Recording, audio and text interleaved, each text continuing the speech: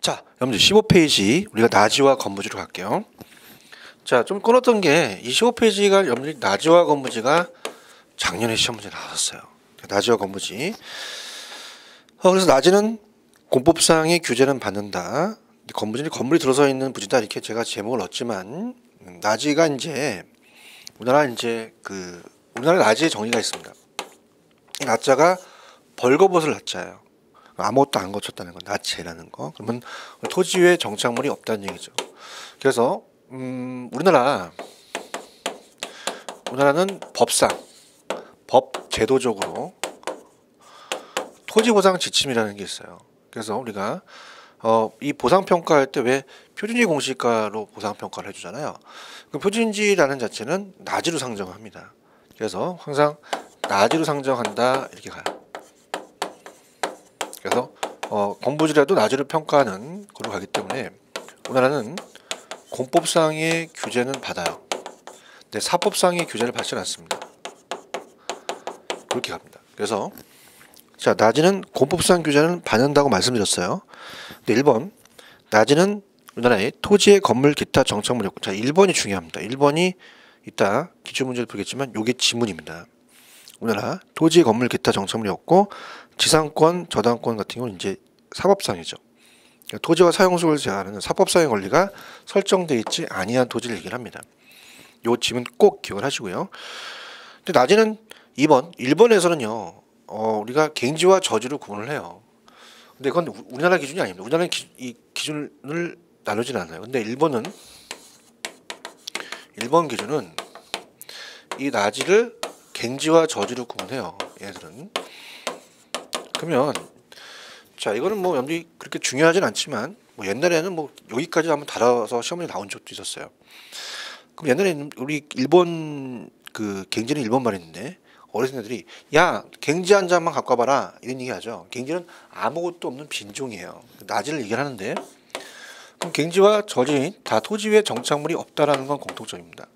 그다음 다 공법상 규제는 받아요. 근데 얘가 문제입니다. 자 갱지는 아무것도 설정이 되어 있지 않아요. 깨끗한 토지예요. 이 등기부등본상. 그건 사법상에 설정이 되어 있지가 않죠. 근데 얘는 사법상에 제한이 됩니다. 그래서 만약에 갑돌이가 토지 소유자입니다. 그럼 은행 가갖고 돈을 빌려요. 얘는 아무것도 발생되지 않았죠. 깨끗한 토지, 완전한 소유권인데. 그럼 얘가 은행 가서 돈을 빌리게 되면 은행은 돈을 땡겨주면서 여기에 대한 근저당 설정을 하겠죠. 그럼 저당권이 설정이 되잖아요. 사법상의 규제를 받는 거죠. 그러면 자 어떻게 하냐? 얘는 그럼 어떻게 해요? 갱지와 저지 중에서는 갱지가 더 가치가 있겠죠. 아무것도 설정이 안 됐으니까. 그럼 갱지는 사법상의 제한이 없지만 얘는 사법상의 제한이 있다. 자 어떻게 야매를 갖고 하시냐면 자 저지는 갑돌이가 아무것도 일을 안 했으면은 갱지는 아무것도 설정이 안 됐으니까 제한이 없어요. 근데 저지는 은행을 가서 일을 저질렀다. 규제를 받는다. 이렇게 가져왔어요. 근데 1번 평가 기준은 거의 출제 빈도가 높진 않습니다. 그냥 그렇게 해서 참고적으로 보시고요. 근데 우리나라는 갱지와 나지를 구분하지는 않습니다. 근데 그러면 갱지가 사법상의 제한이 없으니까 우리나라 토지보상지침 법 제도적은 갱지와 유사한 개념일 뿐이죠. 자, 그러면서 이게 시험 문제가 아니라 나지와 건부지를 비교하는 게 시험 문제예요. 그래서 이제 특히 나지는요. 동그라미 3번에 보시면 우리가 나지는 지상의 건축물이 없고 지목인 대인, 토지인 다대지와 구분된다는데 자 나지와 나대지라는 얘기가 약간 틀려요. 나대지는 뭐냐면 자 지목이 대가 있었잖아요. 우리가 28가지 지목 중 집터를 터대자 대가 붙었다는 건 지목이 설정이 된 거거든요. 그래서 구분이 된다. 그래서 한번 나온 적이 있었어요. 자 건부지와 근데 나지와 건부지의 비교에 밑에 건부간가와 건부증가라는 게 제 요약집에 그대로 있는 게 나왔습니다. 그래서 굉장히 중요한데요. 이 건부간가와 건부증가가 중요하다고 봐야 돼요. 자 그러면 이제 갱지와 저지로 구분한다는 거는 출제 빈도가 높지 않고요. 1번 기준이니까 만약에 나온다면 나지와 건부지의 비교가 나오죠. 작년 시험처럼. 그럼 나지와 건부지에 대한 비교라는 것은요. 당연히 나지는 토지 위에 정착물이 없고요. 건부지는 건물이 들어서 있죠. 그래서 건물이 들어서 있는 걸 건부지라고 하잖아요. 그러면 자, 여러분들 일단은 다 본 다음에 책을 체크해야 될 텐데요. 자, 지금 인근 토지라고 봐요. 근접된 토지입니다. 그러면 토지가 가격도 같고 용도도 같고 다 똑같은데 건물이 있냐 없냐의 차이점이죠. 그러면 나지의 평가액과 평가사가 건부지 평가액 중 누가 높게 평가되냐 이렇게 얘기를 하겠죠. 그럼 만약에 여기도 이제 택지 지역인데요. 주택이 있는데 인근 토지입니다. 여기가 바로 옆에 있어요. 그럼 여기에 만약에 전철역이 3번 출구가 뚫리자마자 이 주택은 안 맞아요. 상가로 고쳐야 됩니다. 그럼 시간과 비용이 많이 들어가요. 그럼 건물이 없는 게 낫다는 얘기예요. 그러니까 나지가 높게 평가되는 게 원칙입니다. 그죠? 그래서 원칙은 왜 그래요? 얘는 얼마든지 상가 건물을 지을 수 있다는, 채용이 가능하다는 거죠. 시장성이 높아요. 나지는 그냥 택지가 낮이기 때문에 우리가 주거용, 상업용, 공업용 중에서 상가로 그려서 제일 돈 많이 버는 채용을 따지는 거죠. 그 원칙은 나지가 높게 평가되는 게 원칙입니다. 건부지가 낮게 평가되니까 자, 이거를 건부 감가라 그래요. 근데 예외로 건부지가 높게 평가되는 경우가 있죠. 그래서 제가 거기 밑에 건부 감가라는 거를 개발 제한 구역이라고 해놨을 거예요. 그러면 자, 우리가 개발 제한 구역이다. 그럼 개발 제한 구역으로 묶이게 되면 개발 제한 구역 첫 번째 예외가 개발 제한 구역 내 토지입니다. 그러면 이 개발에 대한 이 제한 구역 내에서 그린벨트를 묶는다면 어때요? 토지 이용 규제가 심하기 때문에 그 위에 건물 신축이나 증축이 가능하지 못하죠. 그죠? 그래서 신축할 수가 없습니다. 근데 우리가 어떻습니까? 이 건물이 있으면 기존에 있으면 신축이나 우리가 증축이 가능하기 때문에 주택이 있는 게 우리가 상가가 있는 게 건물이 있는 게 낫다는 거죠.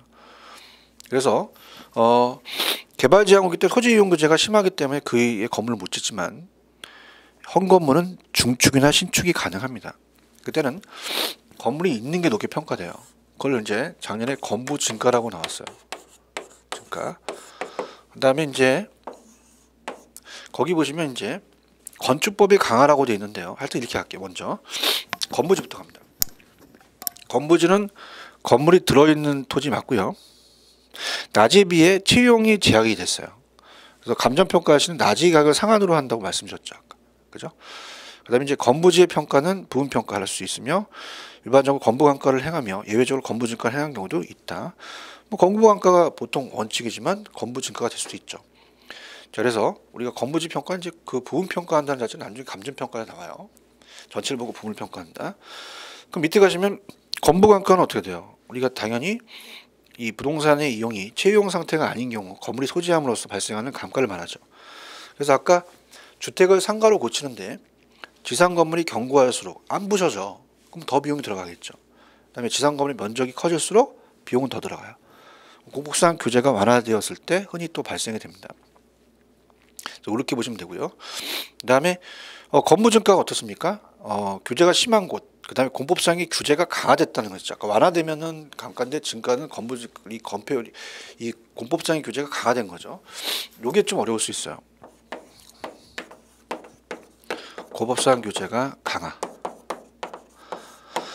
자, 공법 시간에 이제 우리가 공법상에 검표율이라는 게 있습니다. 자, 그래서 우리가 넘겨보시면 미리 예습을 해보겠지만 공지라는 게 있을 거예요. 16페이지에 공지가 있죠. 자, 공지는 비어있는 땅을 얘기합니다. 그럼 어떻습니까? 우리가 만약에 건물이 있는데 빽빽하게 있어서 땅이 비어있지 않은 게 없죠. 이렇게 건물대 땅을 비워놔야 돼요. 자, 그러면 이거 건표율로 이제 말씀을 드리면 건표율이라는 것은 이제 우리가 학교에서 무슨 율 하면은 앞에 게 올라갑니다. 그래서 이게 일본 말인데 건은 우리가 건물, 건축을 얘기하고요. 옆에는 면적. 이런 비율입니다. 따라해보세요. 건축 면적 비율. 그럼 알고 싶은 게 건축 면적이 올라가죠. 건축 면적을 올리고 대지 면적을 내립니다. 그럼 어떻게 됩니까? 우리가 만약에 대지 면적이 100평이다. 평으로 갈게요. 근데 정부가 70%로 건폐율을 제한한다. 그럼 건축 면적이 70평밖에 못 짓는다는 얘기죠. 남아있는 땅을 공지라 그래요. 먼저 공지부터 할게요.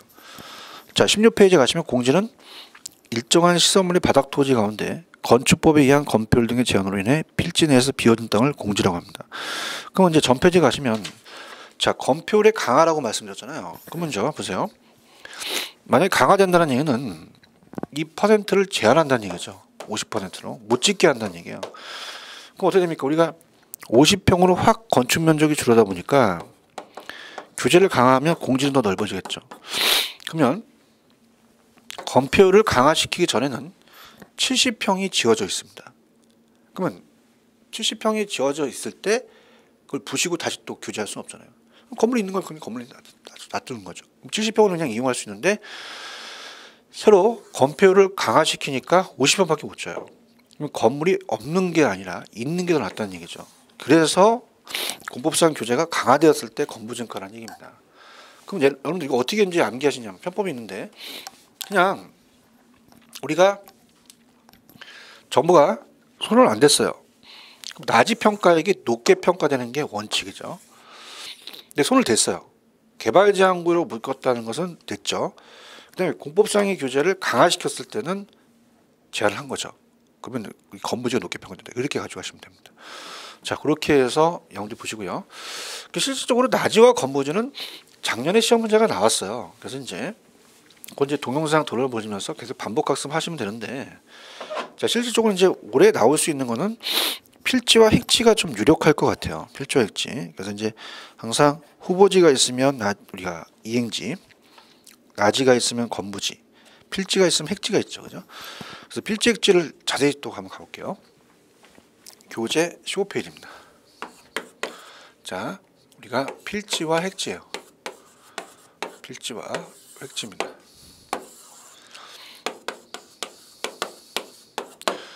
자, 필지는요. 자, 여러분들 우리가 생각해 보세요. 사람도 태어나면 주민번호가 부여됩니다. 그럼 토지에도 번호가 있죠. 여러분이 주민등록상에 있는 지금 번지를 거꾸로 하면 지번이잖아요. 그러면 지번이 필지예요.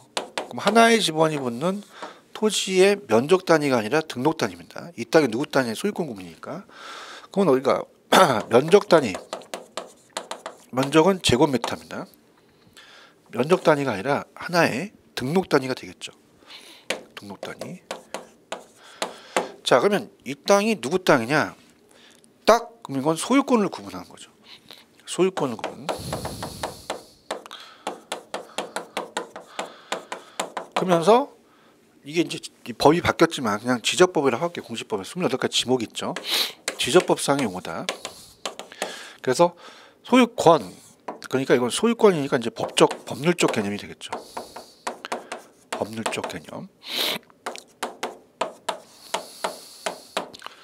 근데 여러분들이 획지는요, 거래 활동할 때 써요. 거래 활동할 때. 보통 여러분들이 거래할 때 가격 보고 거래하시지 소유권을 보고 거래하시지 않잖아요. 자, 여러분들 예를 들어서 중개업소 가셔서 갑돌이 땅은 안 사요. 을돌이 땅은 사요. 그러지 않죠. 가격이 맞으면 사고 가격이 안 맞으면 안 사죠. 그죠? 마찬가지로 중개업자가 물건을 내릴 때 소유권 중심이 아니라 가격 중심으로 내놓습니다. 그래서 29번지 땅은 얼마, 30번지 땅은 얼마, 그렇지는 않죠. 그래서 지금 여기가 도로가 뚫리는데요. 좌측은 평당 얼마, 여기는 우측은 얼마, 북측은 얼마 이렇게 하겠죠. 그럼 제가 이렇게 가격 수준이 비슷한 1단의 토지를 묶었죠. 이거는 당연히 우리가 거래 활동할 때는 가격 보고 거래하세요. 그러면 가격 수준이 비슷한 토지가 획지입니다. 그럼 이건 가격. 그러니까 가격이니까 이거는 경제적 개념이라는 거죠. 이렇게 잡으시면 돼요. 그래서 얘는 우리가 감정평가 때 중시되죠. 부동산학 관점에서 중시됩니다. 그러면 일단은 볼게요. 필지는 법률적 개념이다. 소유권이 미치는 범위와 한계로서 하나의 지분이 붙는 토지의 면적 단위가 아니라 등록 단위다. 획지는 자 인위적이라는 것은 이따가 보겠지만 한 필지를 사람이 인위적으로 나눌 수 있어요. 획지로. 그 다음에 자연적은 자 우리가 서울에 한강을 따라서 강북과 강남이 땅값이 다를 수도 있잖아요. 그다음 행정적 조건은 어떻게 돼요? 용도 지역 지구가 다를 수 있죠. 지구제가. 그래서 토지와 구별되는 가격 순위 비슷한 일단의 토지를 우리가 획지라고 얘기를 합니다. 그다음에 이제 오른쪽에 개별 구분 일괄을 가기 전에요. 자, 여러분들이 만약에 출제원이다. 그럼 어떻게 되겠어요? 반대적 개념이 대표적인 게 얘가 법률적은 필지, 경제적은 획지. 이걸 바꿔내겠죠. 그래서 필지는 하나의 지분이 묻는 토지의 등록단이기 때문에 소유권이니까 법률적이고 획지는 가격이니까 경제적 개념이다. 이렇게 하겠죠. 그럼 어떻습니까? 우리가 야매입니다. 필지에 닐 들어간단 말이에요. 그러면 법률적에도 닐 들어가죠. 그렇죠? 필지는 법률적이다. 이렇게 해서 우리 또 체크를 하면 됩니다. 그 다음에 이제 중요한 건 옆에 보시면 개별 구분 일괄이라는 게 있어요. 여기 이제 별표 하나 쳐놓으시는데요. 어차피 감정평가에서 또 할 거지만 여기서 잡으시기 바랍니다. 자, 할게요. 자, 감정평가에 항상 이제 이렇게 보시면 돼요. 이 토지 용어도요, 감정평가와 굉장히 연결이 됩니다. 감정평가가 연결되기 때문에 감정평가 파트도 따로 있지만 토지 용어도 학개론에서는 감정평가와 연결돼서 나와요. 그래서 평가가 굉장히 중요합니다. 자, 그러면 자 1필지, 2필지, 3필지가 있는데요. 소유권은 다 틀리지만 가격도 다 틀릴 수 있어요. 그러면 일액지로 못 묶어요. 그러면 여기도 100만원, 여기는 500만원, 평당 700만원이다. 그럼 꺾어니 가야 돼요. 그래서 얘는 그냥 1필지를 일액주로 봐야 됩니다. 면적이 같아요. 그냥 하나를 보니까 개별평가하는 게 원칙입니다. 그래서 나중에 우리 감정평가는 개별평가하는 게 원칙이에요. 근데 자 2번에 보시면 구분평가라는 게 있죠. 구분평가는 이제 나중에 감정평가에서 한 개의 물건이라도 가치를 달리합니다. 그래서 한 개의 물건이라도 가치를 달리하는 부분이라는 게 나오면 구분평가예요. 자, 그러면 구분평가한다? 그러면 어떻게 됩니까? 우리가 4번지가 1필지지만 소유권이 1필지를 갑돌이가 인위적으로 주유소와 카센터로 사용할 수 있어요. 그럼 어떻습니까? 주유소와 카센터의 이용 단위를 나눠버리면 그건 이액지가 되는 거죠. 그래서 이액지. 그럼 어떻습니까? 당연히 이액지니까 구분평가 하겠죠. 그래서 구분평가다 이렇게 보시면 되고요. 그 다음에 밑에 보시면 여러 개의 필지를 하나의 액지로 묶었죠. 아까는 죄송합니다. 제가 감기가 걸려갖고 죄송합니다. 자, 아까는 가격이 다 틀렸어요. 근데 가격이 똑같을 수 있단 말이에요. 일액지로 묶을 수도 있죠. 그래서 9개 토지가 다 가격이 틀려. 자, 아까는 가격이 틀렸는데 비슷하단 말이에요. 그래서 5, 6, 7, 8, 9, 10, 11, 12, 13. 그러면 평당 100만원, 110만원, 120만원. 뭐 비슷하죠. 그러면 일액지로 묶어서 대형 건물을 지을 수 있단 말이에요. 그러면 9개 필지가 일액지가 될 수 있다는 얘기입니다. 그럼 당연히 일괄평가하는 거죠. 그래서 그렇게 해서 이 세 가지를 획지를 하셔야 돼요. 그래서 하나가 하나 되는 것은 개별이고요. 그 다음에 그 하나의 필지를 여러 개의 획지로 나누는 것은 구분하죠. 가격이니까. 근데 여러 필지를 하나의 획지로 묶으면 일괄이다. 평가사는 보통 획지로 갖고 가거든요. 하나하나로 보면 개별. 그 다음에 하나의 필지를 여러 개의 획지로 나눴다. 구분. 그 다음에 여러 개의 필지를 하나의 획지로 묶었다. 일괄. 뭐 이렇게 갖고 가시면 됩니다. 됐습니다. 그렇게 보시고 넘기시면 이제 법지와 빈지도 법지와 빈지는 그렇게 출제 빈도가 이렇게 높게 나오진 않았었어요. 지금까지는. 근데 이게 24회죠. 24회 때 법제와 빈주 나왔어요. 그러니까 꼭 우리가 법제 빈주는 이렇게 중요한 부분은 아니었는데 왜 냈냐면 반대의 개념이기 때문에 그래요. 후보지, 이행지, 나지, 건보지, 필지, 획지, 법지, 빈지 이렇게 반대의 개념이니까 이것도 이제 살펴보시는데 천천히 한번 들어가 볼게요.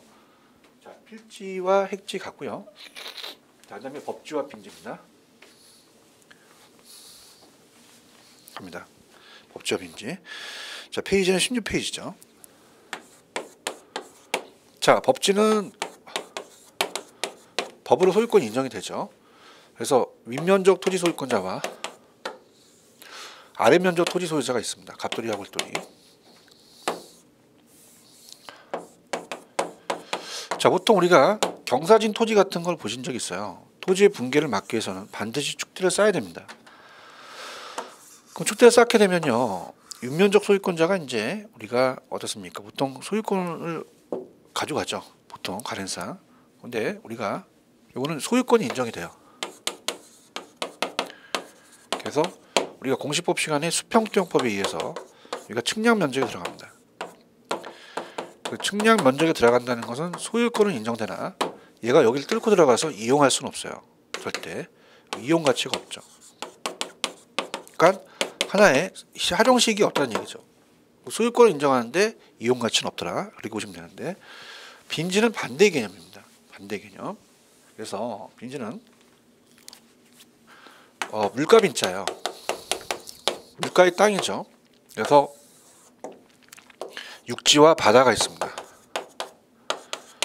그래서 여기까지가 지적공부에 등록된 땅이죠. 등록이 되어 있습니다. 여기까지가 소유권이 인정이 돼요. 근데 우리가 만조와 간조 수위선을 들어보셨을 거예요. 그래서 만조 수위가 있고요. 간조가 있습니다. 그래서 만조와 간조는 제가 밑에 간석지라고 해놨습니다. 이건 갯벌이에요. 간석지. 간석지 갯벌입니다. 간척지는 틀리죠. 간척지는 여기 있던 땅을 여기로 이렇게 매립하는 게 간척이죠. 그러면 자, 우리가 이 빈지라고 하는 것은요, 우리가 공유수면 관리법에 의해서 공유수면 관리법에 의해서 우리가 최고 만조수에서부터 지적공부에 등록된 땅까지가 우리가 빈지라고 얘기를 하며 그걸 또 바닷가라고 이제 얘기를 합니다. 그 바닷가는 해변의 토지예요. 그래서 우리가 보통 바닷가를 가시게 되면요, 해수욕장을 가시게 되면 파라솔을 꼽습니다. 파라솔 꼽게 되면요, 일단은 빈지는 물가 빈자니까 소유권은 인정이 안 돼요. 근데 사용료는 받죠. 그렇기 때문에 이용 가치는 있습니다. 활용시익은 있다. 그렇게 가셔야 됩니다. 그러니까 일단 들어가기 전에 이렇게 합니다. 법지와 빈지는 한 끗 차이예요. 하나, 한 글자. 그러면 법지는 법이니까 소유권이 이용되고 소유권 인정이 되고 이용 가치는 없다. 그렇게 가셔야 합니다. 법적인 거고요. 근데 얘는 빈지니까 소유권 인정 안 된다. 이용 가치가 있다. 경제적 개념입니다. 이렇게 해서 보시면 되죠. 그럼 들어가 볼게요. 자, 법지는 법으로 소유할 뿐 활용식이 없죠. 법지는 토지 붕괴를 막기 위해서 경사를 이루어놓은 토지다. 측량 면적이 포함이 돼요. 실제로 사용할 수는 없다. 이렇게 보시고요. 빈지는 물가 빈자죠. 바닷가라고 부릅니다. 그래서 해변 토지를 얘기하죠. 자, 빈지는 활용식은 있지만 사적 소유권이 인정되지 않습니다. 공유수면 관리법에 의해서 그 관리 및 매립에 대한 법률에 의해서 최대 만조수에서부터 지적공부에 등록된까지죠. 바닷가라고 부릅니다. 자, 간석지는 어떻게 돼요? 제가 간석지는 만조와 간조 사이죠. 그래서 참고적으로 보시고요. 그 다음에 밑에 보시면 이제 맹지대지까지 갔어요. 맹지대지까지 갔는데 밑에 보시면 이제 공지라는 걸 배우셨죠. 근데 공지가 있고 공한지라는 게 있습니다. 자, 그러면 공지라는 것은 건폐율에 의해서 비워둔 땅인데요. 공한지는 틀려요. 이게 한가한 한자거든요. 공한지. 그래서 도시 토지를 지가상국만 노려서 방치한 토지를 얘기합니다. 그래서 도시 토지를 방치하죠. 하나의 이제 투기 목적이죠. 도시 토지를 방치한다. 이렇게 봅니다. 자, 그래서 그렇게 보시고요. 근데 이제 그 휴한지라는 게 있습니다. 자, 휴한지는 우리가 이제 그 기본서에서 유유지라는 것도 배웠어요. 그 유유지는 어떻습니까? 이게 휴자가 쉴유자와 놀유자가 틀리죠. 그래서 휴한지라는 것은 정상적으로 쉬게 하는 거예요. 정상적으로 휴식을 하는 거죠. 정상적으로 쉬는 것. 근데 얘는 바람직스럽지 못하게 놀리는 땅이죠. 바람직스럽게 놀리는 땅. 그래서 보통 우리가 휴게실은 쉬러 가죠. 근데 유원지는 놀러 가겠죠. 그런 걸 생각하시면 됩니다. 그래서 그렇게 보시면 돼요. 그러면 유유지는 공지와 또 같고 공지는 이제 또 휴한지랑 또 유사한 개념이다. 왜냐하면 정상적이냐 정상적이지 못하냐 그렇게 가정하면서 자 공한지는 노는 물리가 또 돌리기 때문에 도시에 놀죠. 그래서 이 유유지는 그냥 바람직하지 못하기 때문에 또 강범위하다 본다 이렇게 봅니다.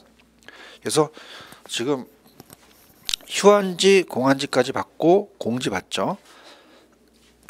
포락지라는 것은 이렇게 시험 문제 출제 비중이 높지는 않습니다.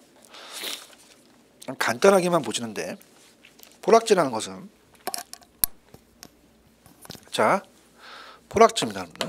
포락지는 원래 하천 주변에 정상적인 토지였어요. 근데 시골 토지가 비가 많이 와서 절도된다는 얘기 많이 들어보시죠. 그래서 절도가 돼서 하천으로 변한 토지를 포락지라고 합니다. 그래서 얘는 주의하실 게 자 간혹 가다가 타 출판사 모의고사에 빈지가 물에 침식되어서 이렇게 나와요. 근데 얘는 빈지가 아니라 여기가 빈지라고 하면 안 됩니다. 빈지가 아니라 지적공부에 등록된 토지. 지적공부에 등록된 토지라고 하셔야 돼요. 그러니까 원래 개인의 사유지로서 정상적인 토지였어요. 근데 비가 많이 와서 침식되어 수면 밑으로 당기기 때문에 포락지라고 얘기합니다. 그죠? 이렇게 해서 보시고요. 자, 소지는 원지라고 나왔죠. 원지. 그래서 이게 소자가 바탕 소자입니다. 그래서 원지라고 하는데 이게 무슨 말이냐? 자, 일단은 대지로서 개발이 안 됐어요. 그러니까 대지 등, 택지 등으로 개발되기 이전 토지입니다. 그러니까 대지나 택지가 되지 않았다는 건 개발이 아직 안 된 토지죠. 그래서 뭐 우리가 농지나 뭐 임지 여러 가지 토지가 되겠죠. 그래서 개발되지 않은 토지입니다. 얘가 개발이 되면은 그러니까 이 토지가 볼 수 없는데 개발되기 이전 토지다. 보통 1차 산업 토지가 되겠죠. 그래서 대지 등으로 개발되기 이전 자연 그들의 토지다. 원지라고도 합니다. 1차 산업. 그래서 자, 이거는 그냥 재미로 왜 소지비섭이라는 그 영화 배우가 있잖아요. 원래 잘생겼죠. 소지섭은 원래 잘생겼다. 그래서 원지라고 한다. 이렇게 해서 보시고 선화지의 선자는 고압선입니다. 이 고압선 아래의 토지는 강가가 되겠죠. 그죠? 일반적으로 이제 우리가 강가가 된다. 그렇게만 보시면 바랍니다. 자, 그래서 여러분들 이제 오른쪽에 기출 문제를 보여드릴 거예요. 자, 어떻습니까? 기출 문제를 딱 보잖아요. 그러면 읽구나. 시험 문제 나오는 게 정해져 있구나 보는데요. 다시 가시면 14페이지 가셔서 다시 정리를 해보겠습니다. 자, 후보지와 이행지에 있어요. 다른 게 뭐예요? 후보는 상을 받습니다. 지역 상호간이고 이행지는 지역내다. 그 다음에 나지와 건무지는 뭐 건무간과 건무지가가 나왔다는 것은 나중에 제가 기출문제 보여드리도록 하겠고요. 그 다음에 필지와 핵지. 필지는 하나의 지번이 붙는 토지의 면적 단위와 등록 단위로서 필지는 필지니까 법률적이고 핵지는 경제적이다. 그 다음에 법지는 법으로 소유권 인정되나 활용식이 없다. 빈지는 소유권 인정되지 활용식이 있다. 그럼 오른쪽 1번 가볼게요. 자, 그래서 기출문제 중요한 문제만 뽑아놨습니다. 그래서 요약 강의만 하는 것보다 기출문제를 탁탁 풀어주는 게 좋아요. 그래서 17페이지 가시면 1번 문제입니다. 자, 합니다. 자, 21회 때입니다. 다음 토지의 건물이나 그 밖의 정착물이 없고 지상권 등 토지의 사용 수용을 제한하는 사법상의 권리가 설정되어 있지 아니한 토지. 뭐예요? 낮이죠. 그다음에 주거 상업 공업 용지 등으로 용도로 이용되거나 있거나 이용 목적으로 조성된 토지는 이건 택지입니다. 그러면 낮이와 택지가 있는 것은 2번 아니면 3번이라는 거 있죠. 그럼 출제원들이 뭘 노렸냐?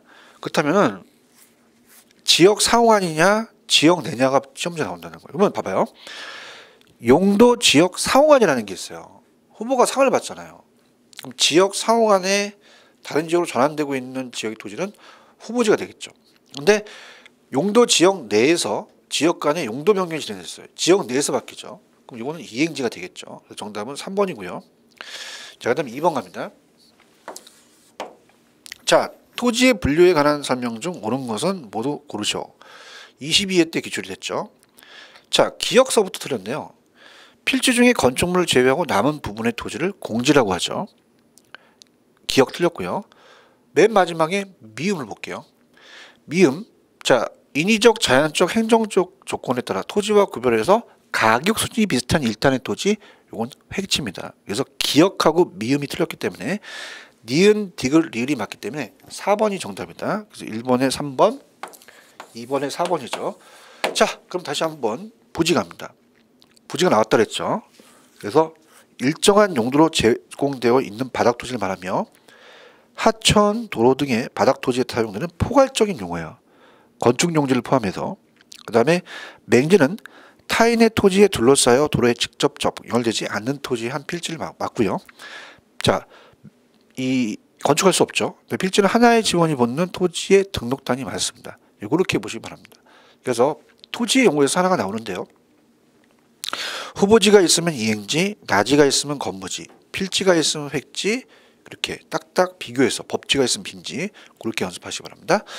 자, 그 다음에 넘어가겠습니다. 넘어가시면은 자, 우리가 이 토지의 특성이 자연적과 그 다음에 인문적이라는 게 있어요. 그래서 자연적 특성과 인문적 특성.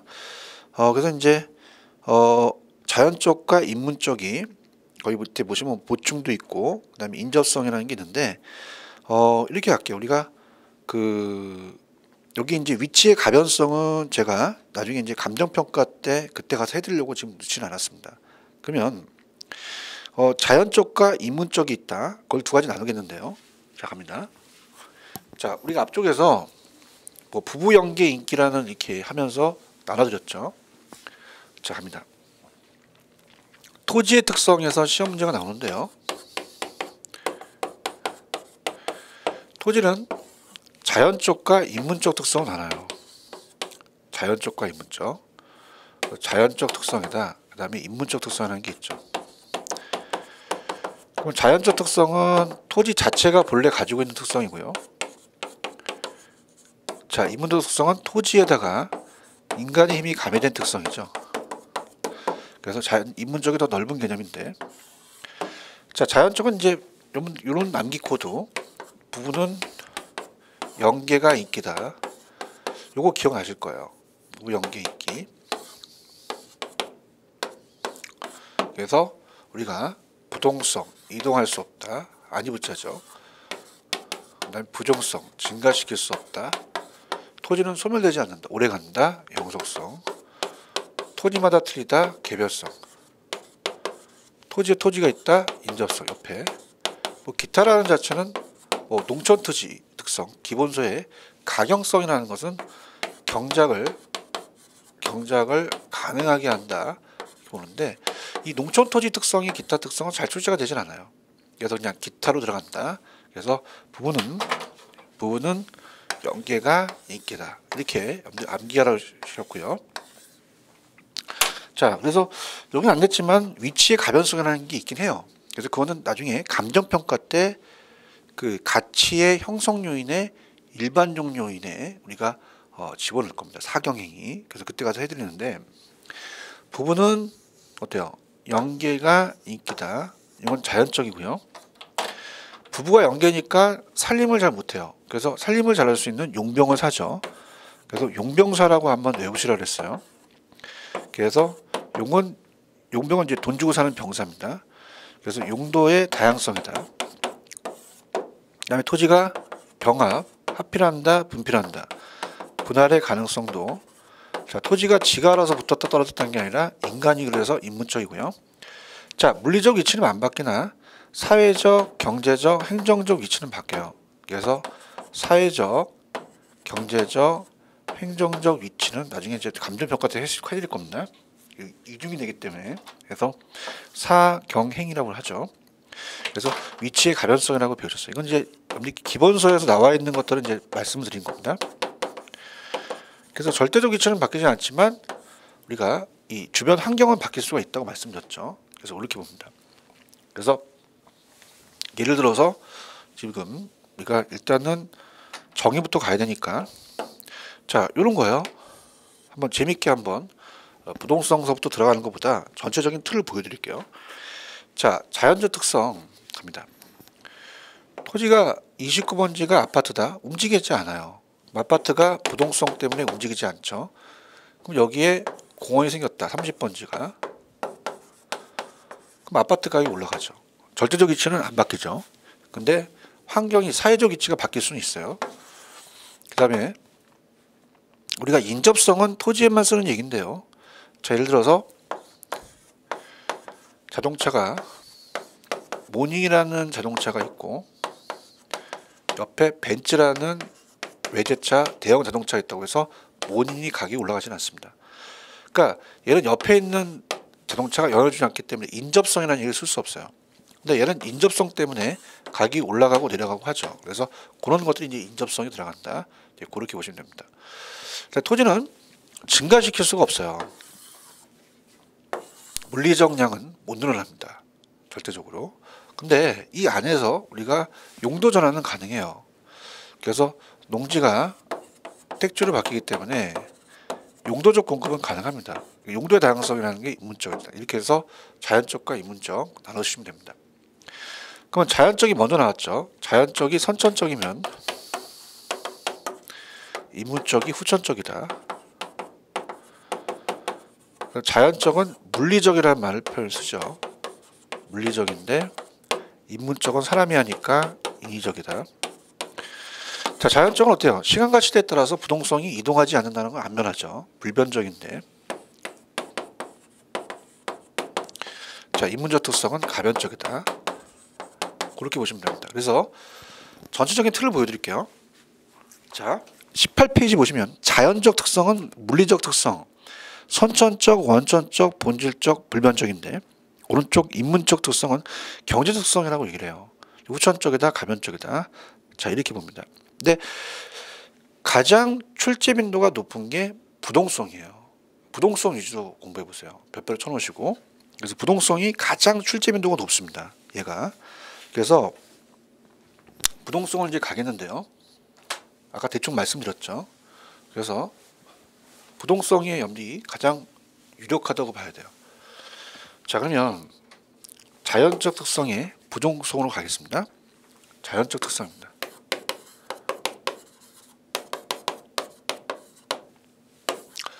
자, 먼저 우리가 부동성이라는 걸 보는데요. 부동성은 움직이지 않는다는 얘기죠. 그래서 이거를 달리 표현할 때 지리적 위치의 고정성이라고 얘기했습니다. 지리적 위치의 고정성. 거기 나와 있는 위치의 고정성이 지리적 위치가 고정되어 있다는 거죠. 그래서 위도와 경도를 지구상의 위치를 나타낼 때 위도와 경도를 표시되는 그 토지의 위치는 변함이 없어요. 그래서 토지는 어떤 일이 있어도 움직이지 않는다는 얘기입니다. 물리적으로. 자, 그래서 우리가 이제 뭐 여러 가지가 있긴 한데 중요한 거 위주로 갈게요. 시험지 잘 나오는 거 위주로 간다면, 자, 일단은 어떤 것들을 이제 보냐면요. 갑니다. 우리가 이제 지역마다 틀리겠죠. 틀리기 때문에 국지화라는 단어가 있어요. 그 국지화라는 자체는 지역으로 국한됐다는 거죠. 그래서 국지화, 지역화라는 얘기가 시험에 나옵니다. 지역화. 그러면 자, 예를 들어서 서울시가 있고 부산시가 있어요. 그럼 서울시하고 부산시는 토지는 절대 움직이지 못합니다. 자, 여러분들이 지금 모나미 우편이 1,000원이다. 그럼 여기만 1,000원이 아니라 전국이 다 1,000원이죠, 그죠? 지역마다 틀릴 수가 없어요. 만약에 모나미 우편이 부산에서 1,000원 받는데 서울에서 2,000원 받는다. 그럼 뭐 누구나 다 돈을 벌겠죠. 그러면서 우리가 모나미 우편에는 전체 시장을 커버하면서 다 가격이 같아요. 근데 부동산은 지역마다 틀립니다. 그러면 모나미 우편은 이동이 가능한데 토지는 못해요, 이동을. 그러니까 초과 수요가, 자 어떻습니까? 초과 수요가 하고 초과 공급이 나타났다. 그럼 모나미 우편은 여기다가 옮기면 되니까 수급 조율이 돼서 이 1,000원이라는 가격이 그냥 균형 가격이 형성이 됩니다. 다 똑같은 가격이 형성이 되겠죠. 근데 토지를 못 움직이기 때문에 여기는 어떤 일이 벌어지냐면 초과 수요다 보니까 가격이 계속 상승하는 일이 벌어지겠죠. 여기는 가격이 하락하는 게 나타납니다. 그 지역적 편차에 대해서 균질적인 가격이 형성되기가 어려워요. 이게 가장 중요한 거고요. 그 다음에 두 번째가, 자 우리가 인접성과 더불어 인접성이라는 게 반드시 들어가야 됩니다. 지역 분석을 해야 되고 외부 효과가 발생해요. 자 아까 말씀을 드렸지만 어떻습니까? 우리가 그 아파트를 예를 들었죠. 그럼 29번지 아파트가 있다. 30번지에 공원이 들어섰다. 절대적 위치가 바뀌지 않기 때문에 옆 토지가 영향을 준다는 얘기죠. 그래서 공원 같은 긍정적인 것은 정의의 효과가 되고요. 쓰레기 매립장 가격이 떨어지니까 부의 효과가 돼서 마이너스가 되죠. 그럼 어떻습니까? 우리가 아까도 얘기했지만은 모닝이라는 자동차가 있고 벤츠가 있다고 해서 모닝의 자동차 가격이 올라가는 건 아니에요. 그래서 모닝은 인접성이라는 얘기를 쓸 수 없어요. 근데 토지는 인접성이라는 얘기를 쓸 수 있다는 얘기가 토지가 움직이지 않는 부동성 때문에 외부 효과가 발생한다는 얘기죠. 그 다음에 자동차는요 움직이기 때문에 그 지역에 영향을 안 받습니다. 그럼 얘는 다른 지역으로 옮길 수 있잖아요. 그럼 얘는 지역 분석할 필요가 없죠. 근데 토지는 움직이지 않기 때문에 이 지역이 영향을 준다는 얘기죠. 그래서 이게 두 가지가 지역 분석과 외부 효과가 인접성도 들어가요. 그래서 오른쪽에 이제 인접성하고도 연결시켜서 제가 이제 인접성에는 얘기를 안 했죠. 근데 이게 인접성 같이 들어간다는 거 꼭 기억을 하시고요. 그 다음에 여러분들 만약에 서울에서 사시는데 부산에 땅을 사고 싶다. 그럼 임장활동을 해야 되잖아요. 왜? 움직이지 않기 때문에. 그래서 임장활동을 해야 되는 게 토지가 움직이지 않는다는 거고요. 그 다음에 서울시에서 중개를 하시려면 부산시에 가게 되면요. 또 정보를 다시 활동을 해야 돼요. 지역마다 틀리겠죠. 정보활동이라는 걸 합니다. 자, 이런 것들이 다 어떻게 돼요? 부동성 때문이라는 것이 가장 실제 빈도가 높아요. 그래서 일단 제가 보여드릴게요. 2번에 국지화 지역화, 그 다음에 3번에 국지적 시장, 그 다음에 4번에 지역 분석, 5번에 임장활동, 6번에 외부 효과. 자, 경제적 감가라는 얘기는요. 자, 만약에 여기 쓰레기 매립장이나 공동묘지가 들어섰어요. 그럼 얘가 값어치가 떨어지죠. 자, 그럼 이거는 치유할 수가 없어요. 그래서 경제적 감가가 나타난다고 얘기를 합니다. 여기까지 좀 넓혀 보셔야 돼요. 그래서 토지가 경제적 감가가 나타나는 것도 부동성 때문에 그래요. 그 다음에 이제 9번에 보시면 부동산 가치가 위치에 따라 가치가 틀리겠죠. 그죠? 당연한 거고요. 움직이지 않으니까. 제도적 규리 대상이다. 용도지역지구제는, 자, 우리가 갓난아이가 태어나서 앵야 하면 가만히 있어요. 그럼 규리하기가 쉽죠. 그냥 분유 갖다 꼽으면 돼요. 근데 얘가 걸음마를 시작하면 어떻습니까? 이쪽에다 꼽으니까 이렇게 또 가고 일로 움직인단 말이에요. 토지는 앵야 아기처럼 안 움직여요. 규리하기가 쉽죠. 용도지역지구제를 설정할 수 있어요. 그 다음에 동그라미 1번은 동산과 더불어, 자, 갑니다. 자, 동산과 더불어 동산과의 공시방법을 달리한다. 자, 제가 아까 동산과 부동산을 얘기했어요. 전 시간에. 동산은 공시, 둘 다 공시한다는 건 똑같아. 여러분이 열심히 쓰고 계시는 볼펜은 여는 거 맞죠? 훔친 거 아니시죠? 어떤 하고 왔더니 어떤 아주머니가 뭐다 깜짝 놀라서 왜요? 했더니 동사무소 갖고 왔대요. 빨리 갖다 주라 했는데 점유하고요. 부동산은 등기를 합니다. 그럼 동산은 그냥 옆에 있는 사람한테 볼펜을 넘기면 점유 이전하면 돼요. 야, 너 등기해 와라. 그러진 않죠. 근데 부동산은 움직이지 않아. 그럼 어떻게 될까? 물건의 실체를 넘기는 게 아니라 권리를 이전시켜야 돼. 등기 이전을 해야 되죠. 그러니까 공시 방법이 다르다는 건 움직이지 않아서 그런 거고요. 그다음에 이제 지금 8번이 굉장히 좀 어렵습니다. 8번. 그래서 입지론이라는 게 있는데요. 자, 입지론과 적지론이라는 게 있어요. 그래서 이제 미리 오른쪽 용도의 다양성을 이제 먼저 가겠는데, 자, 만약에 주어진 용도가 있습니다. 상가 건물을 짓고 싶은데 어떤 부지에다 하지? 부지의 선정이거든요. 그럼 이거는 가만히 있지 않고 임장 활동을 해야 돼요. 그게 바로 입지론이에요. 이건 부동성 때문에 그렇죠, 그죠? 근데 오른쪽에 잠깐 이제 다음에 할 걸 19페이지를 예습을 하시는데요. 자, 19페이지 가시면 적지론이라는 게 있어요. 그죠? 입지론과 적지론. 그래서 이제 요거는 어떻습니까? 19페이지의 용도의 다양성의 3번에 자, 우리가 해서는 안 돼 있죠. 그래서 용도의 다양성에 3번에 나왔잖아요. 적지론이라는 건 뭐냐면, 자, 입지 선정에 대한 입지론에 대한 들어가는 건데요. 주어진 부지가 있어요. 내가 땅을 샀어요, 앞에. 근데 여기다가 어떤 용도로 쓰지? 자, 내가 상가 건물을 지을까, 공장을 지을까, 주택을 지을까? 그러면 채용해야 된다고 다음 시간에 배울 거예요. 그러면 이렇게 한다는 것은 적지론입니다. 그러면 자, 이거는 이제 용도의 다양성 때문에 그렇죠. 야매로 갖고 가시면 자, 우리가 어떻게 됩니까? 이렇게 가보세요.